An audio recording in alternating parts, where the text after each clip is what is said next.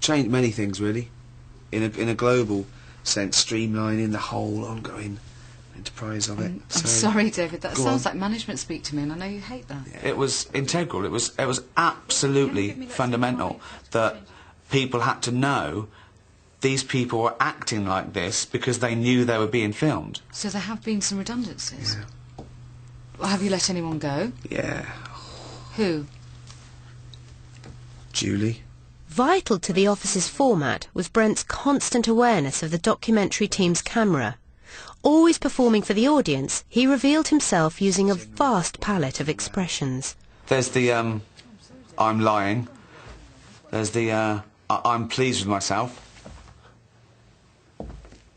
So, put that in your pipe and smoke it. Yeah. 2.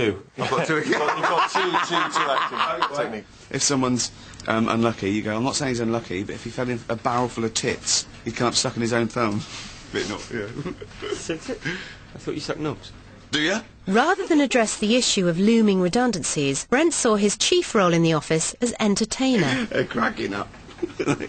He didn't say, I want to be a comedian, or I'm like a comedian. He said things like, as a comedian. And he meant it. He thought, I'm a comedian. You just haven't discovered me yet. No, is it an intro? What I'm saying is... Hey! Finchy! David, man, when's it due? Oh, here we go. Fasten your seatbelt. Hey, it's not a seatbelt big enough for you, you fat bastard. All bought and paid for. And David Brent saw himself as a double act with odious sales rep Chris Finch, played by Ralph Ineson. Together they were partners in crime, against comedy.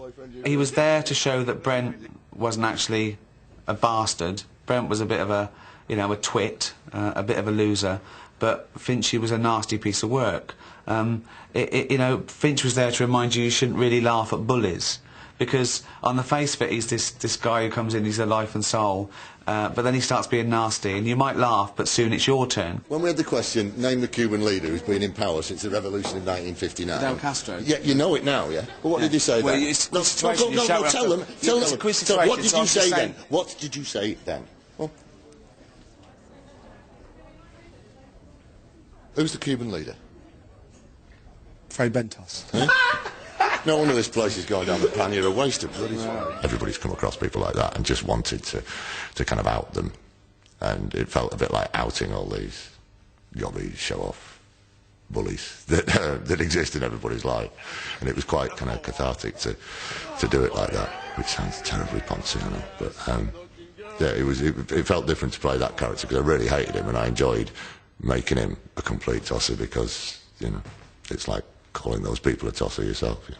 University education didn't help you there, did it? Now, let that be a lesson to you. Eh? Respect your elders and do not fuck with the big boys. Life. When you think about some of the things that Ricky and Stephen did in the office, the show took on some big issues that people would often shy away from in quite a fearless way. It's like when you see someone look at a little handicapped and go, oh, look at him, he's not able-bodied, I am, I'm prejudiced, yeah?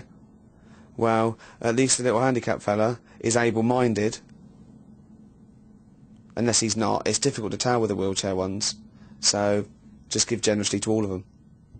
Ricky and Steve like to challenge taboos, or, you know, that's where they like to play in that kind of area. This guy does the best Ali G impersonation. I can't do it. Go on. I don't. I think there's someone else. Sorry, no, it's not you, it's the other one. The other what? Packy. Ah. That's racist. Ricky sort of has odd little obsessions with certain areas of, you know, things like disability and race, where sometimes we'd sort of go, oh, I really think that's a bit too much. I think you might have to not do that. And which they reacted to, their automatic reaction was to say, well, you know, we're absolutely going to do it then. You like a drink at the end of the week? Besides the redundancy subplot, another key story strand was the romantic triangle between Dawn, Tim, and Dawn's bit of rough from the Wernham Hog Warehouse, Lee, played by Joel Beckett. That's right. You ready, yeah? Yeah, would you mind me if I went out for a drink with this lot? No, come on, let's go. The romantic element was always a really important, you know, factor in the whole show, and I think had I made the show on my own, I'd have probably made it much more significant. And I think it was Ricky that suggested that the beauty of it is to let it be very subtle and downplay it, and because of that documentary world, they can't express the way they feel, so it becomes a lot more charged and consequently more romantic. Tiny bit now. Sorry. Ooh, can I have this when you've finished? Yeah, you can have it. Lucy and Martin, you know, just take that to another level. You know, they have, you know, something which is obviously which is beyond our control, which is just a chemistry together. All these flirtatious moments aren't really just to do with, oh, my blouse undone, the top button, or it's to do with them, just look at them getting on. You know, everyone goes, oh, they should be together, and the reason is because look at them always having fun. There's good news and bad news. The bad news is Neil will be taking over both branches, and some of you will lose your jobs. Yeah. Those of you who are kept on will have to relocate to Swindon if you want to. Yeah. Stay. I know. Gutting. You didn't see me. On a more positive note, the good news is I've been promoted. So, every cloud. But there's no silver lining for David Brent when he fails his medical and doesn't get his promotion. At the end of the series, he announces he turned down the position just to save the Slough branch. So 3 cheers for David Brent. Just come from a meeting at head office where I was officially offered the job as UK manager. And as you know, taking that job will mean a lot of you will lose your jobs.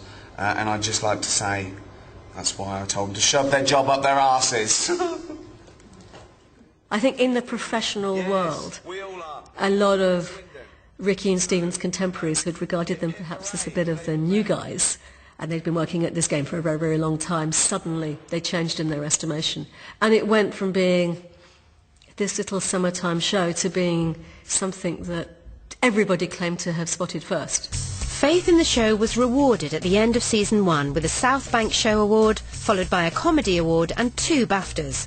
Lavished with critical applause, commissioning a second series was a no-brainer, and expectations were high.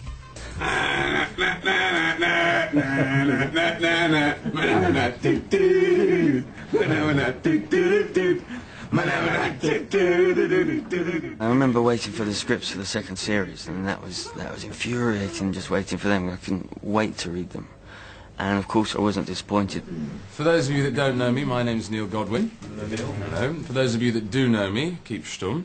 Series 2 opens with the merger of the Wernham Hogg branches. This means the office has new characters and Brent has a new boss.